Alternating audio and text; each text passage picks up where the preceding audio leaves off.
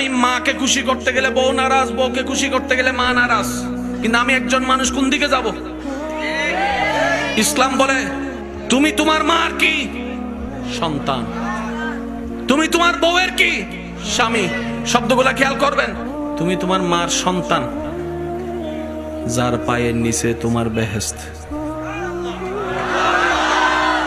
তুমি তোমার মায়ের পায়ের নিচে।